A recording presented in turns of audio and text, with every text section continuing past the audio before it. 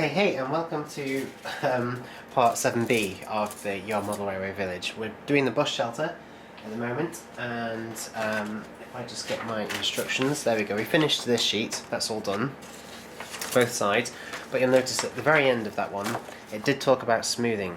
To ensure even pressure and avoid breakages, stick the sandpaper down with some masking tape, and then gently rub the pieces against it. When sanding the sides or ends of a piece, the ends of the matches, make sure you hold it at right angles to the sandpaper. Yeah, obviously.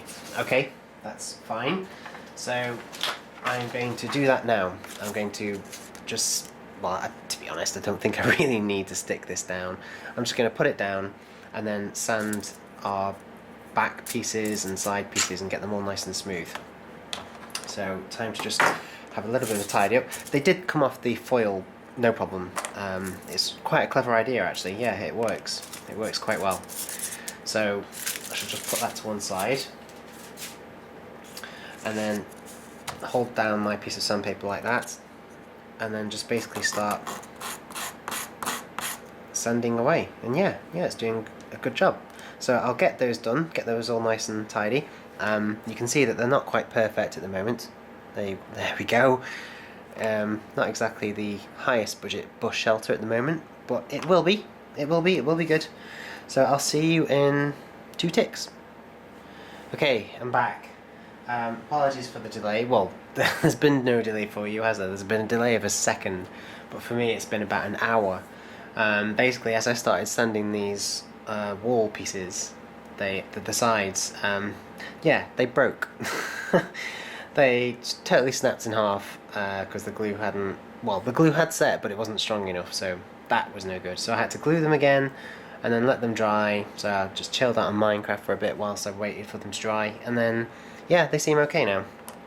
So you can see that they're not perfect. They're a little bit rough around the edges, but I'm not too worried about that because I can use my precision files afterwards to tidy it up.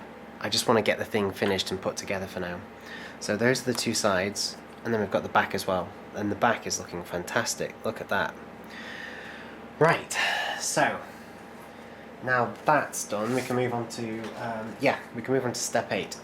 Check the height of the back section and mark the back edges of the side pieces A and C to indicate the level of the back of the roof.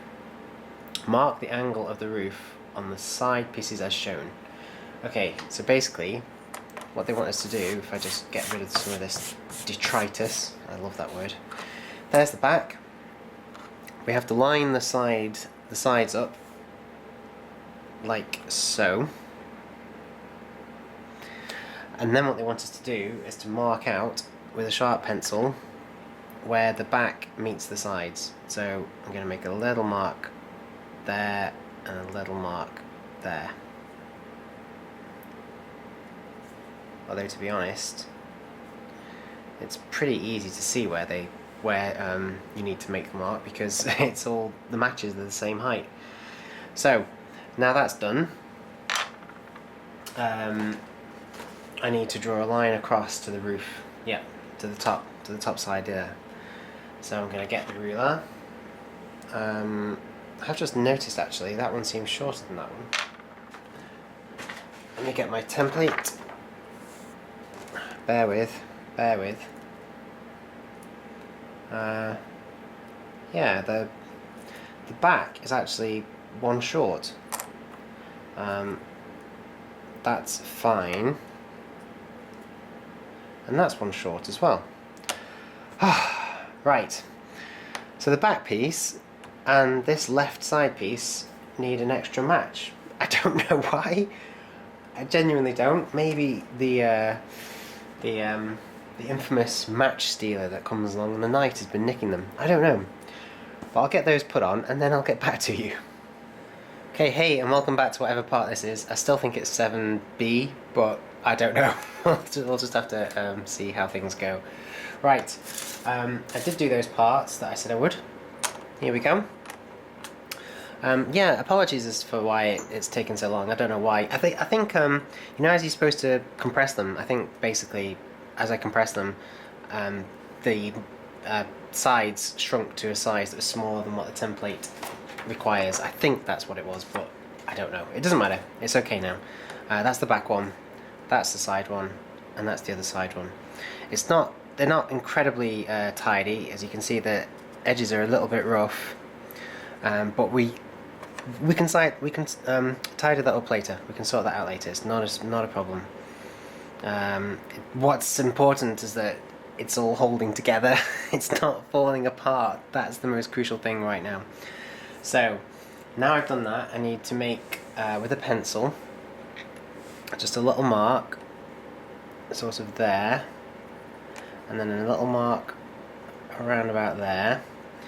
And I need to get a ruler like this, and then all you need to do is connect that mark you've just made to this line over here, like that, and then do the same with the other one. So connect that line to the corner. It's a little bit tricky. There we go.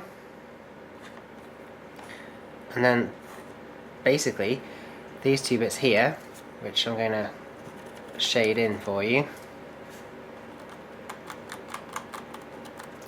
they need cutting out, they need removing. The instructions do say to use a knife, a craft knife, and to do it really gradually, taking away a little bit each time. So I'm going to give that a go, because I know that if I try to just clip it off, I could ruin the whole thing. So I shall use the craft knife and try to cut the pieces off slowly, but we'll see.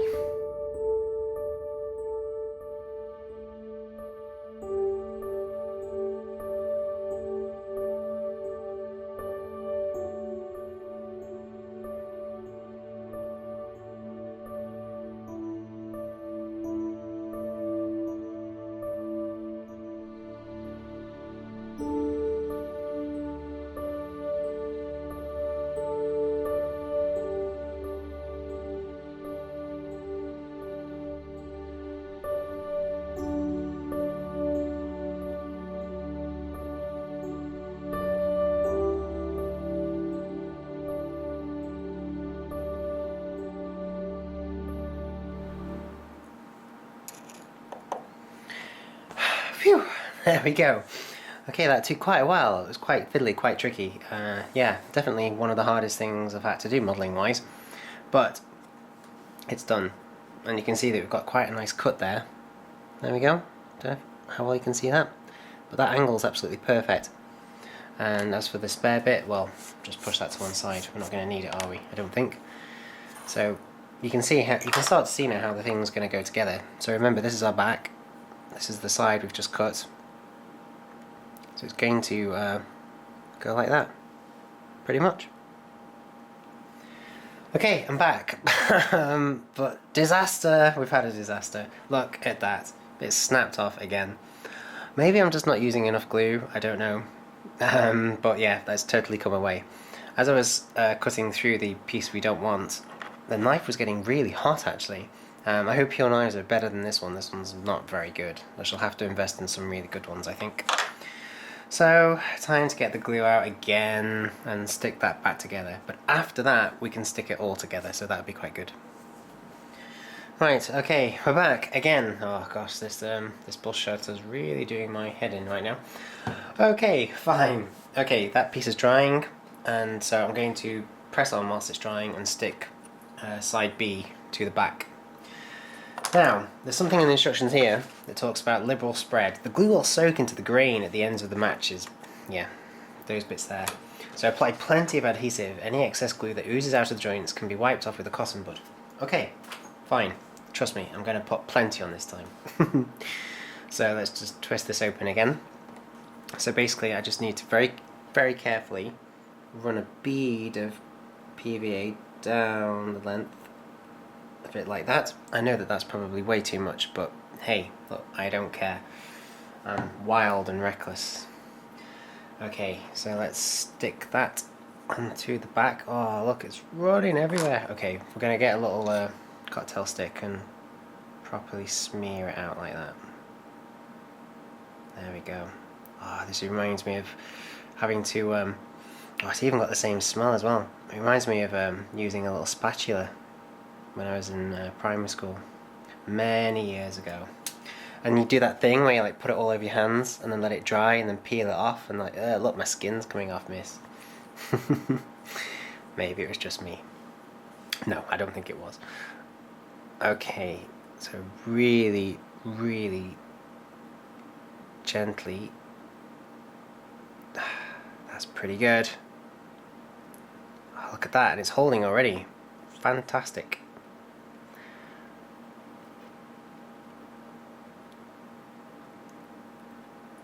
Hey, and welcome back to part 450. Ooh, bird just nearly attacked me outside. Right, okay. It's done. Hooray. This other side has finally remained intact and is the right shape, and I think we can finally fix it to the rest of the bush shelter. See, that's the bit we did the other day. So that's all nice and strong. Yeah, it's pretty strong actually. So all I've got to do is again run a bead of glue down the back of this. I hope I didn't. Did I leave the... Oh dear, I left it open. Oh well, this is going to be interesting. Oh no, I think it is. Oh yeah, it is coming out. Yeah, it is coming out, but only just. Oops. Right. Okay, so a nice gentle bead then, like so. I won't forget. And then I've just put that on the wrong side. Oh, fail. Okay, so you rejoin me approximately 30 seconds later when I have glued the correct side, the correct end, but I'm having difficulty getting it to stay. Could really do with investing in like a proper set of modelling clamps. I do have a few, but they're not suitable for something like this. And this is so delicate as well, and those clamps can be so strong, can't they? I mean, some of them I would put it, you know, I'd clamp it onto these two little pieces of wood and they just crush it. Yeah, I think that's pretty good. Nope, it's slipped a little bit. We need to push it up. Only a little bit. Well, hey, welcome back again. I don't know what part it is, and sorry that the view keeps changing ever so slightly as well. I keep using the tripod and camcorder for other things. Anyway, this bush shelter, oh, what a nuisance. Right, it's finally dry. It's finally solid. Look at that. It's pretty good. I do notice that one of the sides is a little bit bent, shall we say? But, you know, we'll just pretend that some youths have kicked that in or something. I don't know. The other one is perfect, but this one is leaning ever so slightly, which is a bit of a shame, but nah, never mind. It'll be fine. It's okay. I might make another one later. I doubt it. Right, the other thing I've noticed is that whilst the side on this, the top of this side is absolutely perfect, the top of the side here is not perfect. There's like a little bit of wood missing. It could do with being a bit higher. It's like it's shrunk or something. I don't know. So what I'm going to do, and it's quite tricky, is I'm actually going to try and cut one of these matchsticks in half and then just lie it across the top so that it fills that gap. It's worth a go anyway. I'll see you in a tick. Right, I'm back, and using this craft knife, even though it's only average, I have carved out a piece of wood that's absolutely perfect. If I just hold it up to the camera like that, can you see that it's not quite a flush finish, is it? But if I take this tiny little piece of wood and then just stick that in there, look at that. Ta-da! Now that's pretty good. So I'll just get that glued into place, and then we'll see what step is next. Okay, hey folks, welcome to part 4,278,000 and yeah, whatever. I'm really sorry that this tiny little bush shelter is taking so long to do, but we're nearly there. The very last step is talking about when the adhesive is dry, use sandpaper to smooth off the angle at the top of the back to create a sloping edge in line with the angle of the sides. So that's what I've got to do now. Basically our little bush shelter is more or less complete, apart from the roof, so I've just got to tidy it up now and make it look as smart as possible. I'll do that, I'll get the roof sorted, and then it's on to painting. Well hey, and welcome back to the final part of the bush shelter. As you can see, this is the final set of instructions for the bush shelter, and the first page is all about the upper quadrant signal that we received and I've already looked at. But Here it's talking about painting it different colours and stuff. Now, it has suggested that it's painted in a really light wood sort of colour, and then a light terracotta colour for the roof. Well, I've done mine a little bit darker, as you can see, but it's not far off. It's pretty good.